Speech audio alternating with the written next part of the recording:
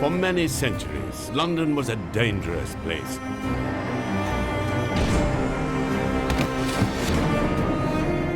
It was a magnet for the very worst kind of people. Jack the Ripper dominated the headlines. But he wasn't the only killer around. Murder was afoot. The fear of death was everywhere. But police had their work cut out to track the culprits down. In this series, we'll be investigating some of the city's most notorious and intriguing crimes. Female defendant. Sexual intrigue, vicious murder, as well as the latest technology, fed the nation's insatiable desire for gruesome stories of London's dark side.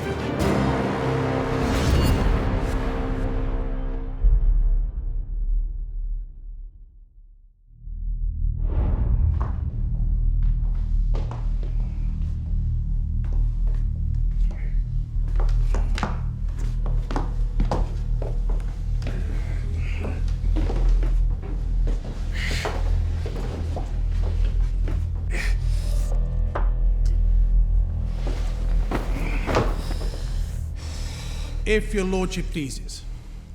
Members of the jury, it now becomes my duty to address you for the first time in the defense of this accused man, who, as I have already made quite plain, I hope, is not asking at your hands a verdict of not guilty.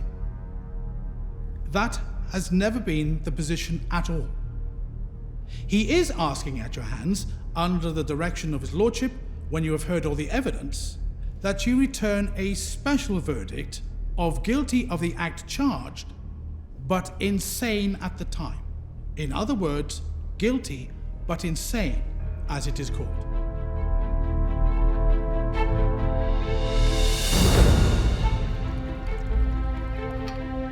John Christie is one of the most notorious serial killers in history, and one of the most despicable characters ever to have lived in London. We left our story with Christie breaking down in court at the sentencing of Timothy Evans for the murders which Christie himself had committed. Evans was hanged on the 9th of March, 1950. Christie had killed Evans' wife and child, and hidden them in the washhouse at the back of the building they all once shared. Suspecting Evans as the killer, the police searched the property and found the bodies where Christie had left them. He had developed a method of gassing his victims and rendering them unconscious before he would sexually and physically assault them.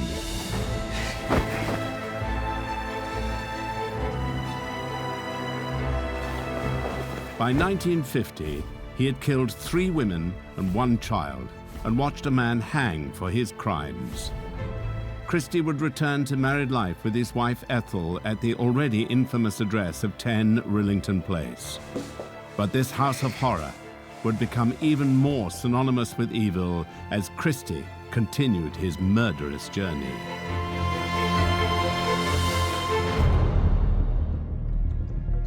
John Christie had escaped detection for his first 2 murders.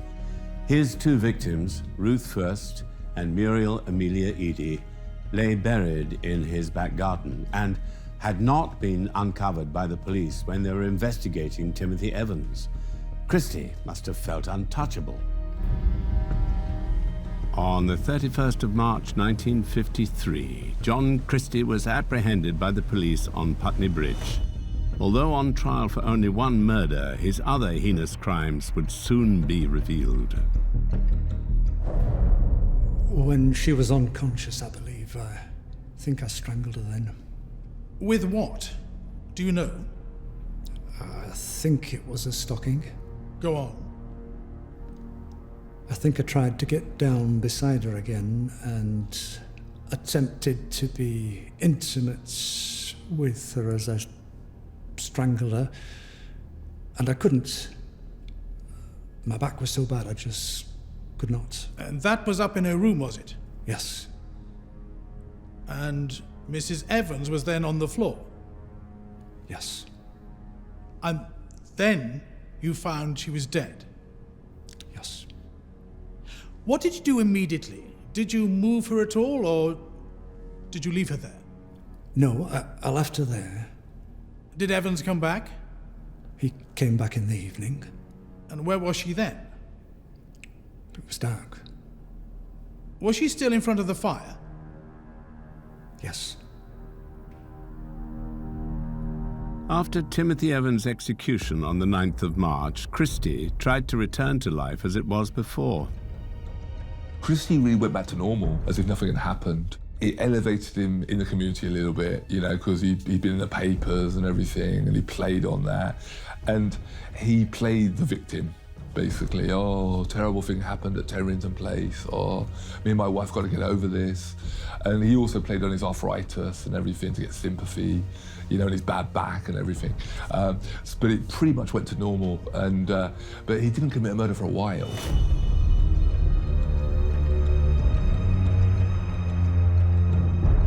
He and his wife Ethel continued to dwell in the downstairs flat at 10 Rillington Place, but their lives had been forever altered by the trial, and the neighborhood they lived in was changing dramatically as well. It was actually pretty heavily racist, really. It was a time in the 50s of no blacks, no Irish, no dogs. West London was mainly very poor white people and black people who just arrived in London from the West Indies. They were the ones who were at the mercy of the slum landlords. Poor accommodation, often dangerous wiring, damp, and people could be evicted very quickly, you know. The Christies hated their new neighbors. They complained to the authorities of their, quote, dirty habits. And there were frequent arguments with their new landlord who had purchased 10 Rillington Place. The previous owner wanted rid of it following the trial of Timothy Evans. I think Christie was disturbed because Christie was an archetypal Little Englander. He was from the north of England. He was very blunt. Although he was very softly spoken, he was very entrenched in his views. He was a coward and very timid, so he wouldn't have been openly racist to anyone. But I think, like many working class white men at that time, he had racist views. John Christie, of course, was reluctant to move to another location. He always guarded access to the garden fiercely, for his two undiscovered victims, Ruth First and Muriel Eady, were not buried deeply there. Indeed, the Christies' beloved Irish terrier, Judy, had already dug up a thigh bone, and around the time of the Evans investigation had even uncovered a skull. Christie managed to dispose of that in a blitz-damaged building nearby, but it was clear that any new tenant taking over his flat and garden would inevitably discover the bodies. So John Christie was trapped in a house he could not leave, in a house where he had no control. Months passed, and all Christie's old anxieties and insecurities reasserted themselves more strongly than ever. He saw doctors for anxiety and insomnia, but they could do nothing about the deep and irresistible frustration that burned within him. Christie, being the character he was and being the man of violence and sexual violence that it was, the relationship between him and his wife deteriorated. It may be that his wife realized what had happened about Timothy Evans being convicted and executed, and that might have been the reason why John Christie actually killed her.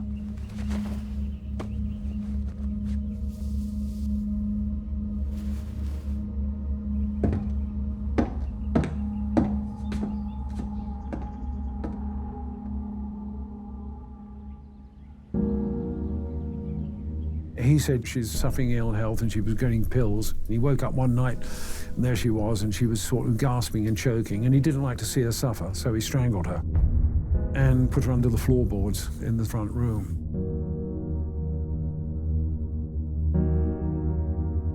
You hid the body under the floorboards? Yes. And did everything you could to prevent everybody from finding it? I suppose it looks that way, yes. You knew it was there all the time. Well, I did not want to be separated from her. That is why I put her there. What? Is it quite true what I said? What did you say? I said that I did not want to be separated from her. I did not want to lose her. That is why I put her there. She was still in the house.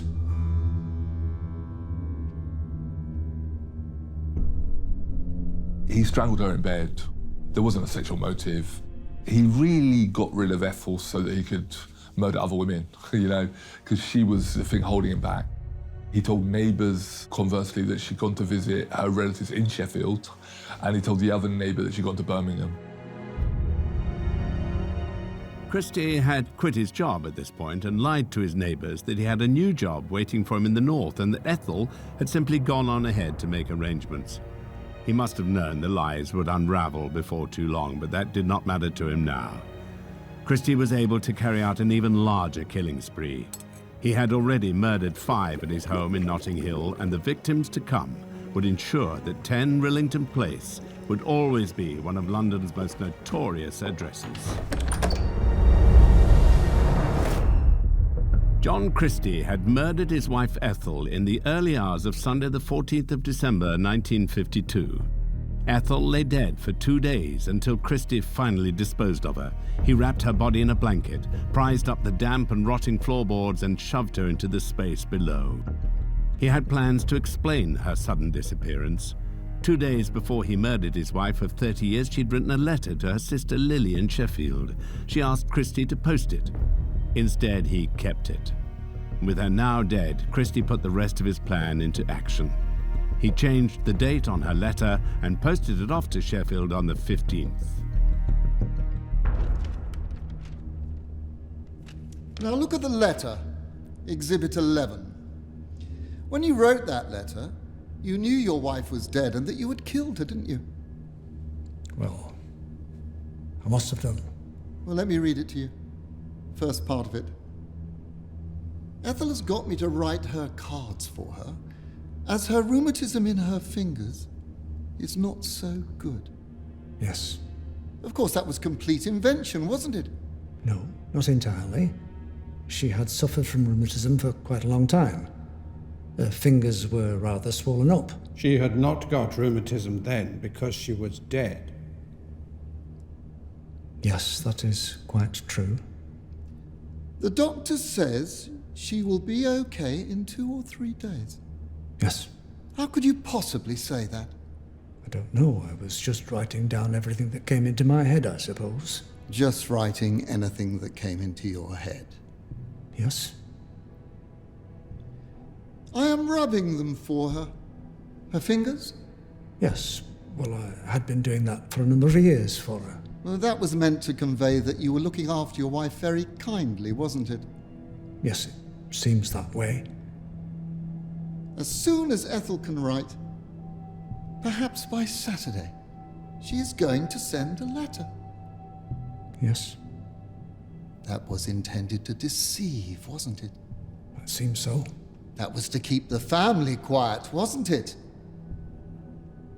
No, that was not a thought. That was never entering my head. Because you knew you had done something wrong that you did not want to be found out. No, I disagree.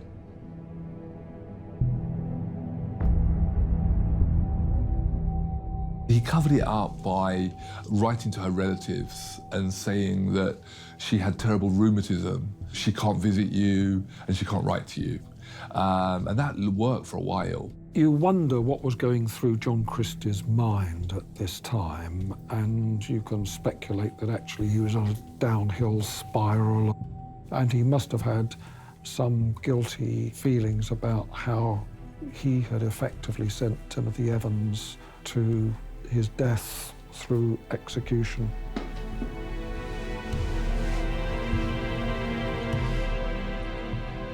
Christie may have been carrying around some sense of guilt about the hanging of Timothy Evans and possibly a modicum of sorrow after the murder of his wife Ethel.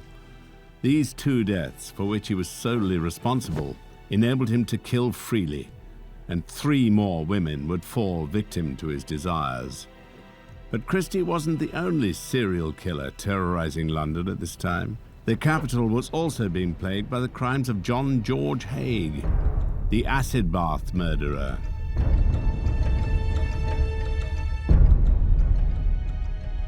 John George Haigh was born in 1909. His parents were members of the religious sect, the Plymouth Brethren. And so he had, by most people's standards, a tough upbringing.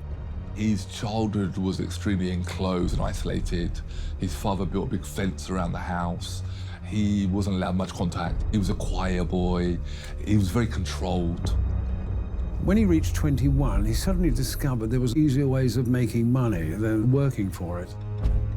This was when he began getting involved in crooked enterprises with cars and insurance, which would make him money.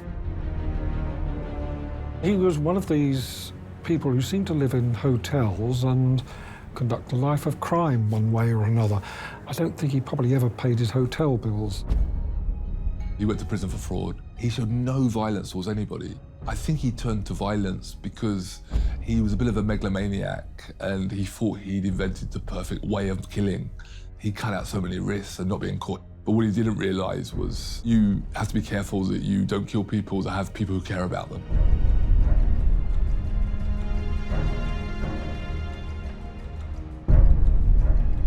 He came to notoriety because he was talking to Mrs. Olive Durand Deacon. She was a widow, aged 69. He said he was a businessman, and he had this idea for a new kind of artificial lady's fingernail, and she was very interested in that. I think he probably wanted her to put some money into the venture. So he offered to take her down to his business at Crawley so that she could see for herself.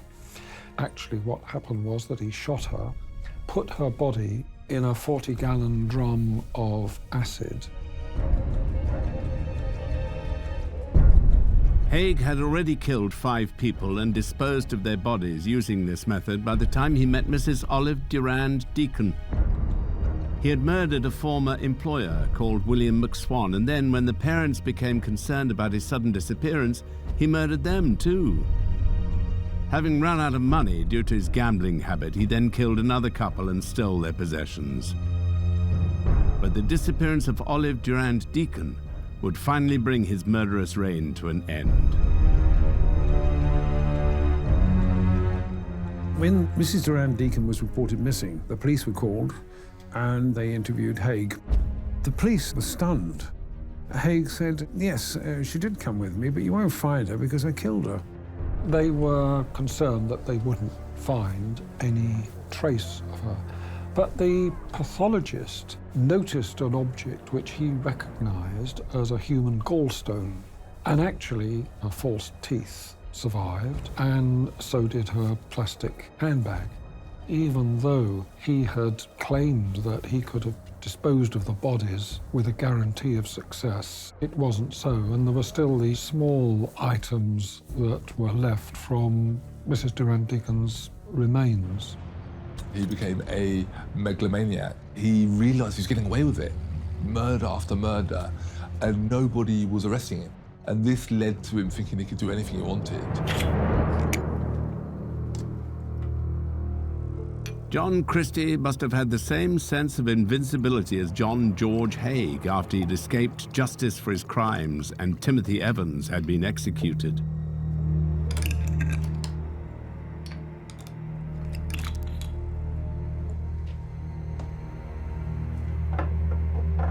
After Christie murdered his wife Ethel a little before Christmas in 1952, he was free to indulge the darkest side of his character. He concocted all sorts of explanations for his wife's sudden disappearance and began to search for other female victims.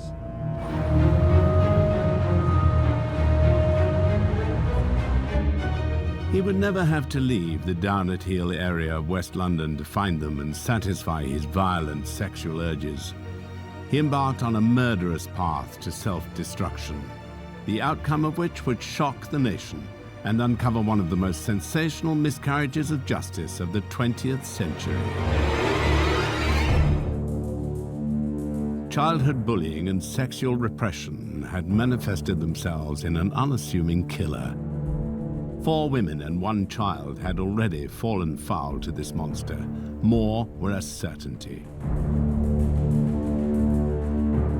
Christie picked up and murdered 3 women in the first months of 1953. Kathleen Maloney, Rita Nelson, and Hectorina McLennan. He killed them using the same method he'd used to murder Muriel Eady a decade earlier. First of all, rendering them unconscious with carbon monoxide, and then strangling them to death.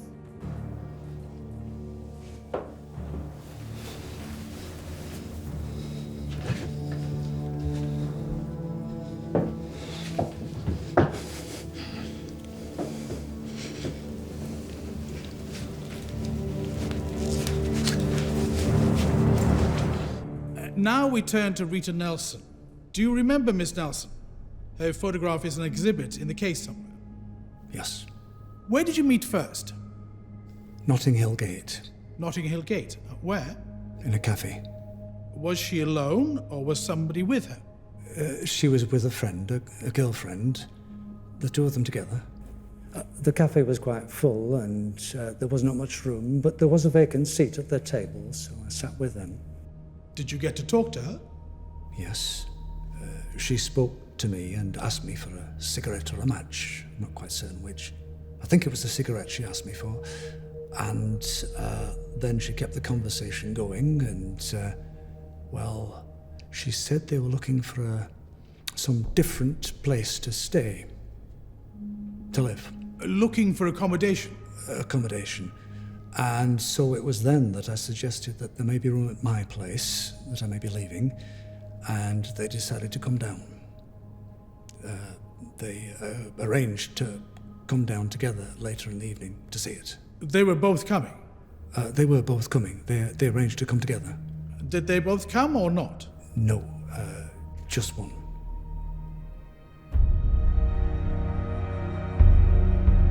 Once Christie had murdered his wife and left his job, he was able to dedicate his time purely to murder.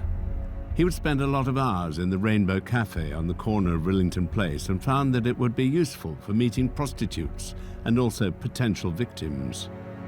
John Christie must have had some arrangement whereby he invited the women to Rillington Place if they were prostitutes. Presumably this was part of the normal transaction.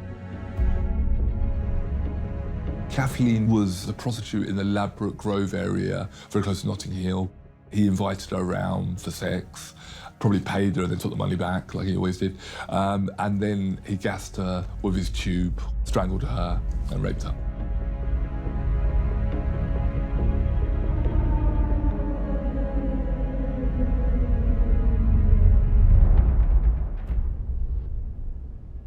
It is all hazy, is it?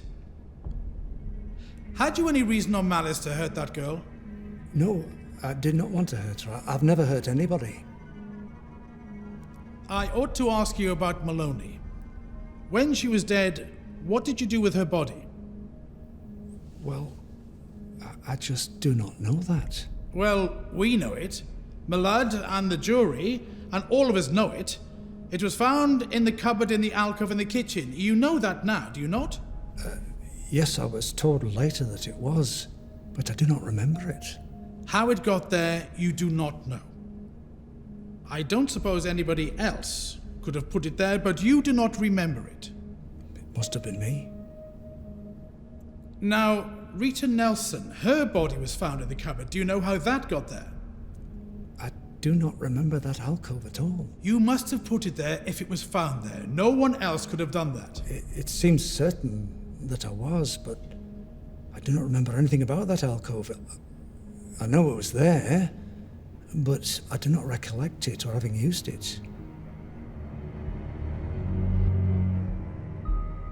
There were other potential victims too, but they were lucky and managed to escape his attentions just in time. But Christie must have known that this was unsustainable. I think by this time Christie was self-destructive. he'd given up. He was starting to cave in because he did love his wife. We know that for a fact. And he'd been with her for years and years, and she'd done a lot for him, supporting him. So to kill her really was the final nail in the coffin for him. And the way that he left his final 3 victims as well in the house, he knew they would have been found very quickly. The bodies began to rot and smell. People complained. Unable to work and without his wife's income, Christie was running out of money. He sold Ethel's wedding ring and her jewelry. Most of the furniture in the flat was gone.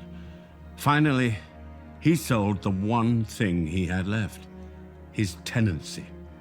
He sublet the flat to a couple. Discovery was now inevitable.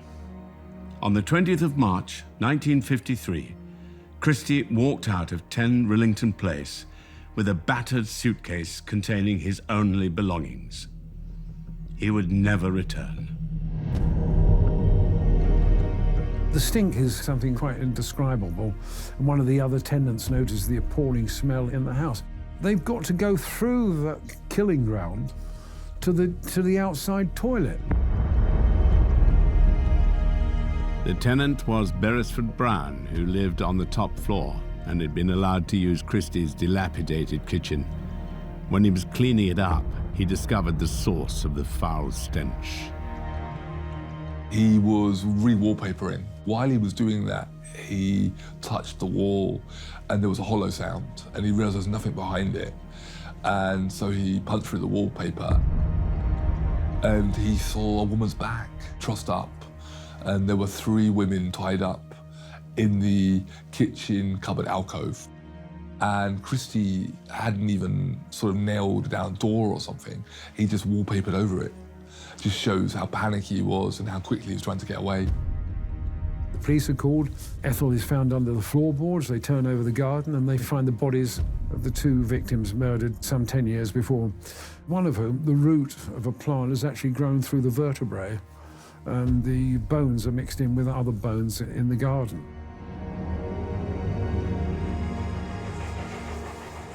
March 1953. John Christie is wandering aimlessly around London. The bodies he's hidden at number 10 Rillington Place have been discovered by the new tenants, and now he's the most wanted man in the country.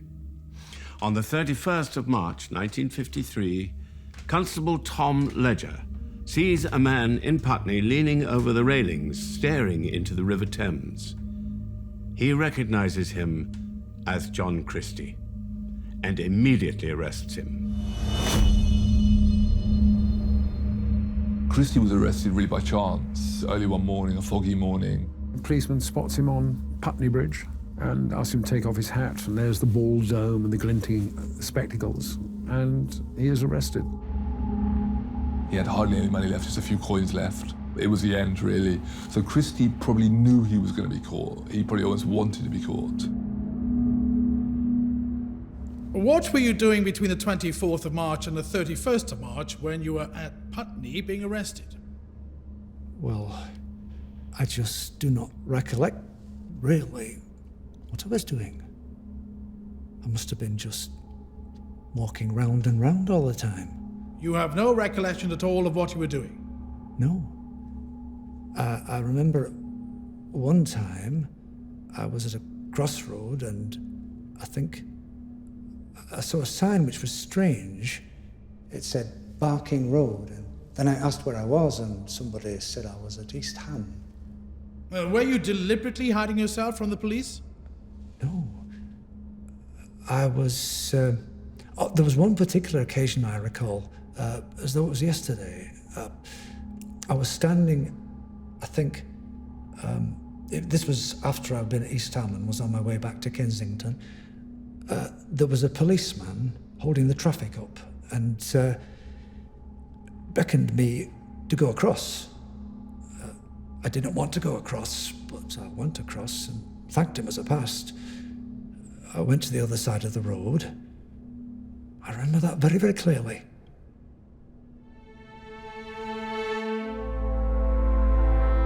Once John Christie was captured, his violent murders would be revealed. When it became clear that he was responsible for the death of Beryl Evans, it was obvious that a huge judicial error had been made and that Timothy Evans could well have been innocent. The same year that Christie stood trial, another innocent man would be sent to the gallows. Both cases would contribute to the abolition of capital punishment. The other unfortunate individual was 19-year-old Derek Bentley. He and his friend, Christopher Craig, who was 3 years his junior, attempted to carry out a burglary which went horribly wrong.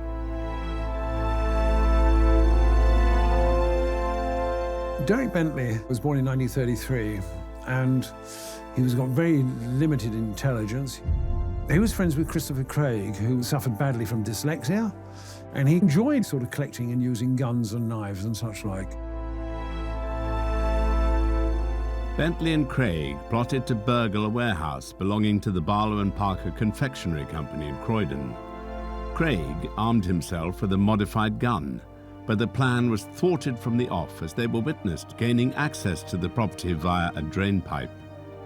Police were called and they climbed up to the roof of the warehouse by various means. Bentley was quickly arrested, but Craig tried to escape the police and threatened them with a revolver, saying that he would shoot, and in fact he did start shooting. The police were unarmed, and coming out on the roof, one of the policemen, Constable Miles, was killed. During Craig's shootout with the police, Derek Bentley had already been captured and arrested and was in custody at the time of the murder, but both would find themselves in court. The law said that if both were involved in a joint enterprise, and as in this case, one of them used a gun to kill, then both were equally guilty. So on that definition, Bentley was guilty of murder, as was Craig. You got the situation where the person who fired the shot was spared the death penalty because of his age, and the person who had aided and abetted the murder was executed and thereby got a more serious penalty from the law. Derek Bentley was executed on the 28th of January 1953, and immediately there was a campaign to secure him a posthumous pardon. It would take 4 decades to procure, but in 1993 his pardon was issued. The case of Derek Bentley highlighted the public unease at the use of the death penalty, and many people began to rally against this irreversible form of justice. What the movement needed, though, was a poster girl, and this would come in the form of Ruth Ellis, the last woman to be hanged in Great Britain.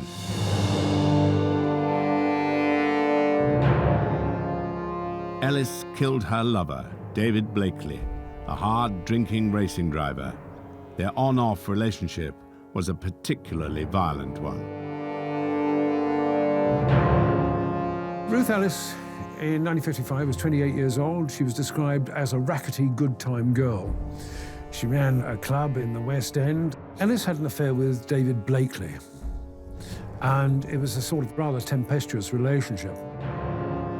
She became obsessed with his movements, became very jealous of what he was doing and whether he was involved in other relationships. This jealousy eventually got the better of her, and on the 10th of April 1955, Ellis travelled to the Magdala public house in Hampstead with a gun, where she waited for Blakely to leave. Ellis shot him, brought him down, went up to him and emptied the gun into him as he laid on the ground. She was arrested and taken to a police station and charged with his murder. There's no doubt that she intended to kill him, so the law was clear. During those 3 weeks, while public controversy mounted, one man had a terrible decision to make, Home Secretary William Lloyd George. As he went about his public duties, he had to decide whether or not to write the grim words, "The law must take its course." But in the end, he had no choice. As the law stands, and as precedent dictates, Ruth Ellis had to die. On the 13th of July, 1955, Ruth Ellis was hanged by Albert Pierrepoint. There would be no protests or campaigning for the murderous John Christie during the trial at the Old Bailey. Crowds would gather, but not to offer sympathy, only to catch a glimpse of the monster in person. As the word spread of his chilling crimes, 10 Rillington Place, the site where the murders occurred, would also begin to attract crowds. It would not be long before John Christie suffered the full force of the law. But in bringing justice to the victims, grave and fatal flaws would be exposed in both the police force and the British legal system. On the 31st of March 1953, Police Constable Thomas Ledger arrested the most wanted man in the country. The corpses of 4 women had already been discovered in his house. 2 more victims from far earlier were soon to be found buried in his garden. Whilst in custody, he began revealing the details of his morbid life story. Once he was in custody, he was quite quick about confessing. He confessed to 7 murders, but never admitted to the murder of the baby, Geraldine. He would never admit to that. But we are 99.9% sure that he did murder the baby as well. There are opposing views as to why Christie confessed to murder. Was it an attempt to prove his madness and thus aid his plea of insanity? Nothing is ever clear in the case of John Christie.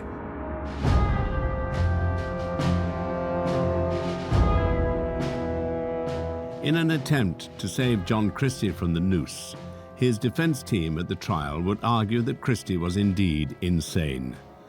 The man defending him was Derek Curtis Bennett. He was a well-known defense barrister. For Curtis Bennett, insanity was the only plausible strategy for excusing the sick and violent crimes Christie had committed. The prosecutor, Sir Lionel Heald, however, didn't have to try too hard to convince the jury of Christie's guilt. All the evidence was stacked against him. It took just 85 minutes for them to decide the verdict. I think Christie probably had personality disorders rather than being insane. A massive inferiority complex sexually, and like most rapists and murderers of women for sexual motives, he wanted power. And the only time he could get power was with a prostitute or with a dead woman. It's terrible to say, but it was like mannequins for him. It was his way that he could do what he wanted. Prisoner at the bar, you stand convicted of murder. Have you anything to say before judgment of death is passed according to law?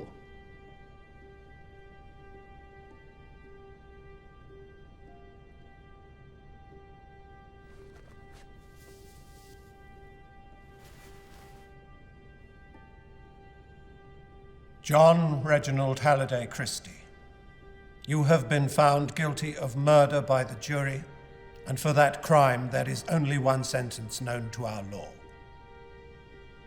That you be taken from this place to a lawful prison, and thence to a place of execution, and that there you be hanged by the neck until you are dead, and your body buried in the precincts of the prison in which you shall be last confined before execution. And may the Lord have mercy upon your soul.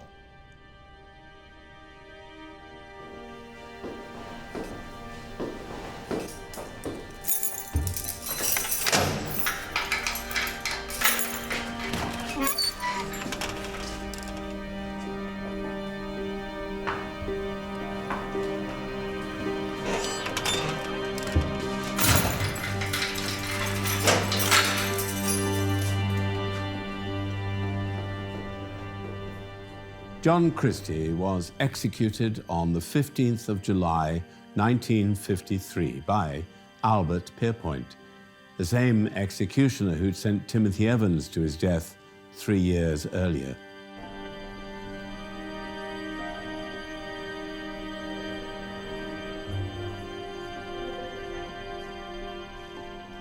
I think the fact that Timothy Evans had been executed And it might well have been a miscarriage of justice which could not be corrected, did have an effect on the debate about capital punishment in this country. It helped lead to the suspension of capital punishment, and the 50s was a terrible time for miscarriages.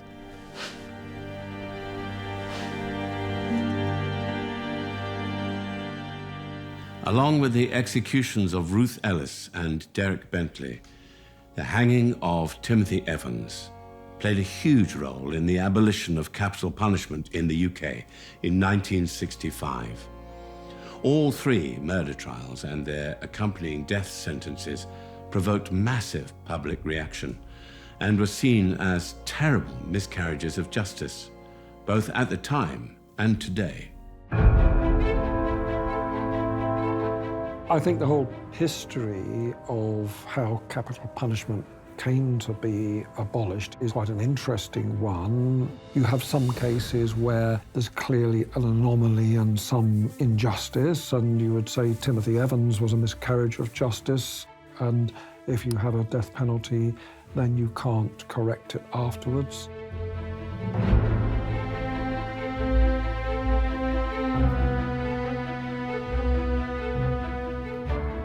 Timothy Evans eventually received a posthumous pardon, but the controversy around what happened to him changed the country forever. This pardon would be issued in 1966, 16 years after Evans' execution, even though just before his own execution, John Christie had actually confessed to the murder of Timothy's wife, Beryl. It's thought he was responsible for 8 deaths in total.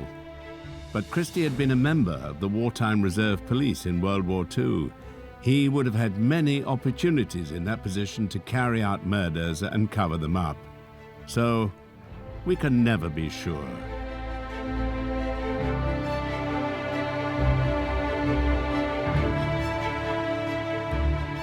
After John Christie's death, the area where he committed his crimes, Notting Hill, became one of the most fashionable and desirable in the city. It just goes to show that while London might have been home to some of history's most wicked individuals, she always bounces back. As we've seen in this series, the murder maps of London may be dotted with sites where the most horrendous crimes took place. It hasn't stopped her remaining one of the world's great cities.